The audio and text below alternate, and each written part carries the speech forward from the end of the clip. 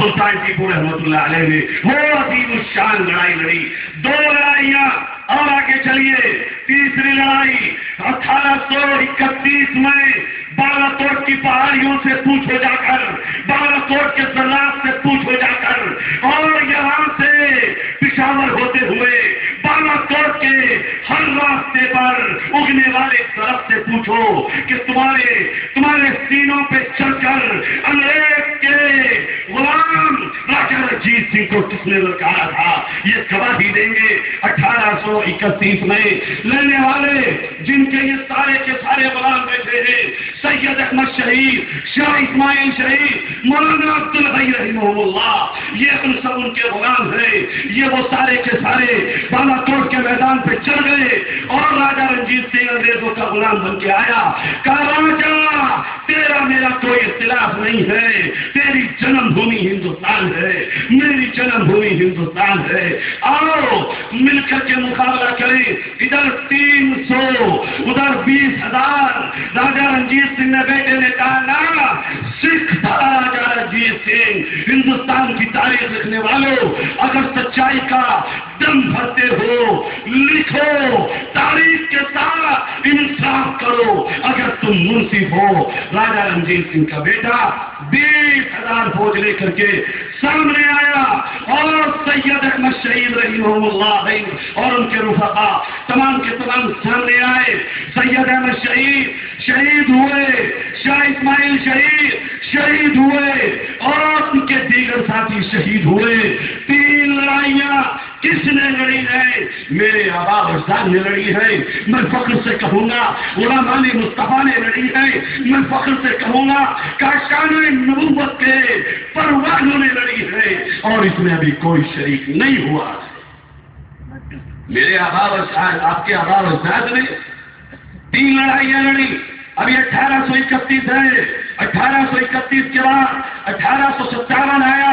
1857 میں لڑائی لڑنے والے آپ بجنور کے پوچھو جا کے بھانا بھون کی سرزمین سے, امرتسر کے میدان سے, شاملی کے ماریکے سے, مظفر نگر, بجنور, مراد آباد, میرٹھ اور آگے چلیے علی گڑھ, فیروز پور, فیروز آباد, ان تمام شہروں کی تاریخ اٹھا کر کے دیکھو. 1857 میں آزادی کی لڑائی لڑنے والا اگر کوئی تھا, علماء دیوبند سے میدان میں تھے, ان کے چانیسار میدان میں تھے, ان کے رفقا میدان میں تھے, ان کے محبین میدان میں تھے, اور بدقسمتی سے یہ چوتھی جنگی ہم ہار گئے.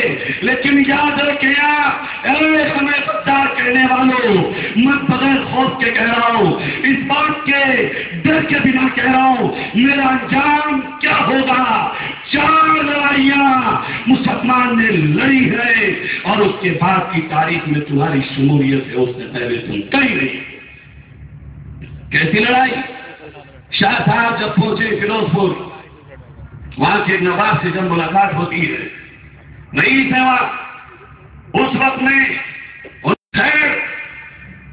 اس کے بعد وہ لکھتا ہے کہ ترکمان گیٹ کے سامنے ایک سوری لگائی گئی اور ہاتھی پر بٹھا کے اس مولوی کو لایا جا رہا ہے.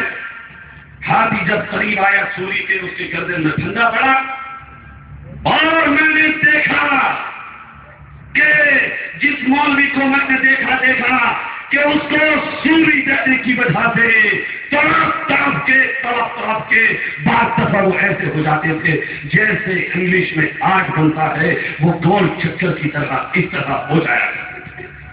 کون ہے ہندوستان میں اگر نجیب آباد کی زمین پر انوار صاحب نے آواز لگائی ہے, اس حصول انصاف کی کوئی نئی بات نہیں ہے.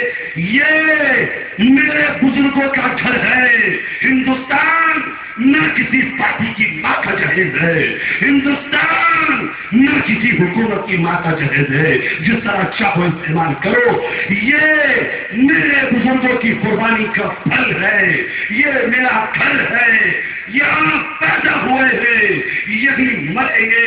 نہ ہم باہر سے آئے ہوئے کل تھے, نہ ہم آج ہیں, یہاں کے ہیں. یہ الگ بات ہے, ہم نے اپنا دھرم بدل لیا ہے. کل ہمارے بڑے ہندو تھے, آج ہم مسلمان ہیں. لیکن کرائے کے ٹٹو نہیں ہے. یاد رکھیں ہم. اس کے بعد جب ملک آزاد ہوا ہمارے بڑوں نے سوچا شاید اب تو 15 اگست 1947 سے اب ہمیں آزادی مل گئی. اب انڈیا گیٹ پہ پرچم لہرایا جائے گا آزادی کا اور آنے والی نسل انگریز کی ظلم و تشدد سے بچ جائے گی. جو انگریز کے زمانے میں ہو رہا یہ ختم ہو جائے گا. لیکن کیا ہوا؟ ہونا تو یہ چاہیے تھا جس طرح سے فریڈم فائٹر ہمارے برادران وطن تھے ان کی لسٹ شائع کی گئی, ان کو اسکولوں کے نظام میں ڈالا گیا. ہونا تو یہ چاہیے تھا مسلمان فریڈم فائٹر مجاہدین آزادی کے نام بھی شائع کیے جاتے, ان کے بارے میں بتایا جاتا کہ یہ بھی ہندوستان میں جہاد کرنے والے لوگ تھے.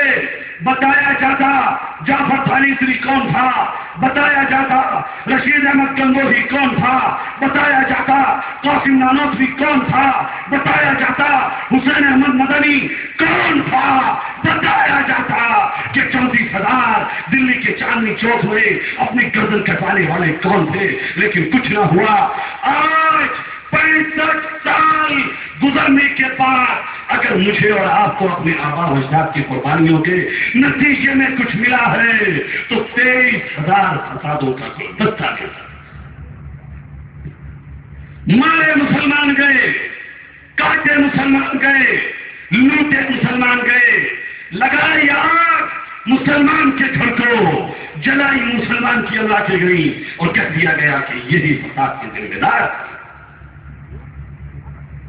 اٹھا کر دیکھو مراد آباد کی عیدگاہ, بھاگلپور, میرٹھ, ملیانہ, جمشید پور اور ہندوستان کے وہ انگنت تعداد جن میں مسلمانوں کو گاجر مولی کی طرح کاٹ کر کے رکھ دیا گیا. کیا ایک بھی فساد میں ملوث کو تم نے پھانسی کی سزا دی ہے؟